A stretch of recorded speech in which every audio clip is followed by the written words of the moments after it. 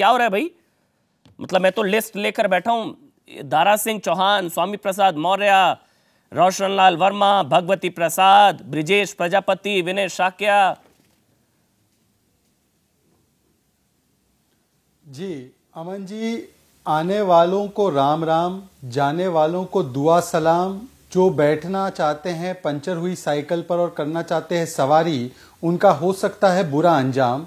और मैं कहूंगा इस बार देखिए, ना हाथ है, ना हाथी, ना टोटी, ना साथी। इस बार केवल यूपी में चलेगा केसरिया, क्योंकि 80-20 की जब लड़ाई होती है तो ये लड़ाई विकास विरासत की होती है और किए गए कामों की होती है, किसी व्यक्ति की नहीं होती है। और आपने कहा आपके पास लिस्ट है, तो मैं आपको एक लिस्ट पढ़कर सुनाता हूं। हरिओम यादव समधी मुलायम सिंह यादव के, आज ज्वाइन कर दी बीजेपी। नरेश सैनी विधायक कांग्रेस के, ज्वाइन कर दी BJP. Dharampal Yadav ex MLA, join कर दी बीजेपी। अदिति सिंह ज्वाइन कर दी बीजेपी। ललित पाल ज्वाइन कर दी बीजेपी कांग्रेस से। गोपाल अग्रवाल सपा से ज्वाइन कर दी। शत्रुपा प्रकाश ज्वाइन कर दी बीजेपी सपा से। SP MLC Ravishankar Singh join कर दी। सीपी चांद ज्वाइन कर दी। अक्षय प्रताप सिंह ज्वाइन कर दी। रामा निरंजन ज्वाइन कर दी। नरेंद्र भाटी ज्वाइन कर दी। राजेश कुमार कनौजिया ज्वाइन कर दी। एसपी के पूर्व एमएलए विजय मिश्रा ज्वाइन कर दी। Subhash Pasi sitting MLA join कर दी बीजेपी। सपा के फॉर्मर मंत्री जयनारायण तिवारी ज्वाइन कर दी।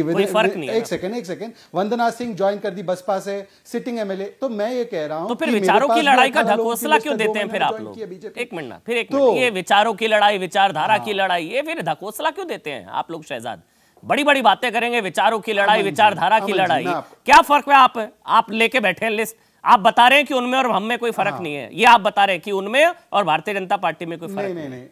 ये मैं नहीं बता रहा, यही बता रहे हैं आप। लिस्ट लेकर बैठे थे अभी आप। मैं ये कह रहा हूं अमन जी, मैं आपको बता रहा हूं अमन जी, मैं ये कह रहा हूं कि कुछ लोगों का आकलन और विश्लेषण ये है दूसरे चैनलों पर, आपका नहीं, कि क्योंकि भरमार है सपा में जाने की तो इसीलिए सपा की सरकार बन रही है, मौसम वैज्ञानिक सब लोग बन रहे हैं। तो मैं कह रहा हूं कि मेरी पार्टी में भी 18 से 19 लोग पिछले 2-2.5 महीने में आए हैं। तो उसी पैमाने पर ये एक अंदेशा जाता है कि भाजपा की सरकार बहुत बड़े पैमाने पर बन रही है। मैं दावे के साथ कहता हूं आप इसका जवाब नहीं दे पाएंगे, और कोई कारण नहीं। मैं चुनौती देता हूं, आप इसका जवाब नहीं दे पाएंगे। अभी आपने बोला ये 80 और 20 की लड़ाई है जी। तो ये जो छोड़ के जा रहे हैं 80 में या 20 में? जब तक आप में थे तो 80 में थे, अब छोड़ गए तो 20 में। तो ये स्वामी प्रसाद मौर्य 80 में है, 20 में, 80 बनाम 20 की लड़ाई, ये किधर है? स्वामी प्रसाद मौर्य 80 में 20 में, दारा सिंह चौहान 80 में 20 में। देखिए बहुत अच्छी बात आपने की। ये इसका जवाब जो है समाजवादी पार्टी को देना चाहिए। क्यों? क्योंकि समाजवादी पार्टी कल तक कह रही थी, मैंने कहा था ना आप नहीं दे पाएंगे जवाब। सुन तो लीजिए ना अमन जी, मैंने चुनौती दी थी, आप जवाब नहीं दे पाएंगे। और आपने बिल्कुल सक्षम हूं, आप दीजिए 80 में है 20 में। अमन जी सुनने का अगर आप थोड़ा सा धैर्य रखेंगे, जब आप में थे तो 80 में थे, छोड़ गए तो 20 में हो गए। ये आप में थे अब तक तो 80 में थे शहजाद, छोड़ गए तो ये 20 में हो गए। मेरी बात तो पूरी जी जी जी शहजाद जी। अब मैं आपको जवाब दे रहा हूं, हाँ मुझे जवाब देने दीजिए। अमन जी, कल तक समाजवादी पार्टी का सबसे बड़ा आरोप था कि हमने रोजगार के लिए कुछ नहीं किया। आज जब वो स्वामी प्रसाद मौर्य पर इतना मेहरबान हो रहे हैं, जो कि श्रम और सेवा योजना के मंत्री थे, तो इसका मतलब कि रोजगार को लेकर ऐतिहासिक काम उन्होंने हमारी सरकार में रहते हुए किया। तो अब समाजवादी पार्टी बताए कि वो 80 में है या उनके 20 में है। ये समाजवादी पार्टी बताए कि जिनको वो ले रही है वो हमारे 80 में है या उनके 20 में है। शहजाद आज आपको मानना चाहिए, मुश्किल सवाल नहीं था जवाब। 80 बनाम 20 आपने बोला ना, 80 बनाम 20 की लड़ाई। बिल्कुल मैं आपको बता रहा हूं, मेरी बात सुनिए। 80 बनाम 20 की लड़ाई, तो ये स्वामी प्रसाद मौर्य 80 में है 20 में है? अगर बता सकते हैं दावे के, बता दीजिए 80 में है 20 में है जी। स्वामी प्रसाद मौर्य जी से पूछना होगा आपको कि जब वो जिन्ना को, अब जिन्ना के लिए नहीं सुनिए ना, अगर वो मानते हैं कि जिन्ना को महान बताना सही है, अगर वो मानते हैं तालिबान की गुणगान करना सही है, राम सेवकों पर गोली चलाना सही है, तो वो खुद तय कर लेंगे कि 80 में है या वो 20 में है। वो खुद तय करेंगे, उनसे ये सवाल पूछे। मैं तो आपको आमंत्रित करता हूं। ये अच्छी चीज है, जब तक आप में थे तो 80 में थे, उधर चले गए तो अब शायद वो 20 में हो गए। लारी साहब मुस्कुरा रहे हैं। आलोक शर्मा उसके बाद आपके पास आऊंगा, क्योंकि समाजवादी पार्टी में शामिल हुए, तो समाजवादी पार्टी का मेला होवे, खुश हैं आप, मुस्कुरा रहे हैं। लारी जी, तोड़ फोड़ से जीतेंगे 22? देखिए ये तोड़फोड़ नहीं कही जाती है जी जी, ये हमेशा से रहा है कि इसको तोड़फोड़ नहीं करते। तोड़फोड़ तब कहते हैं जब सरकार चल रही हो और सरकार को तोड़कर हम सरकार बना लें, उसको तोड़फोड़ कहा जाता है। ये तोड़फोड़ नहीं है, ये रिएक्शन है लोगों का स्वामी प्रसाद मौर्य जी बहुत अच्छी तरह जान गए थे, दारा सिंह चौहान जी और बाकी विधायक। अभी तो ये इसी कोरोना रो रहे हैं। मैं आपको आंकड़ा दे रहा हूँ, 125 लोग हम लोग के कांटेक्ट में हैं, जो सिटिंग एमएलए और बाकायदा सिटिंग इनके मंत्रीगण हैं, जो बीजेपी छोड़ना चाहते हैं।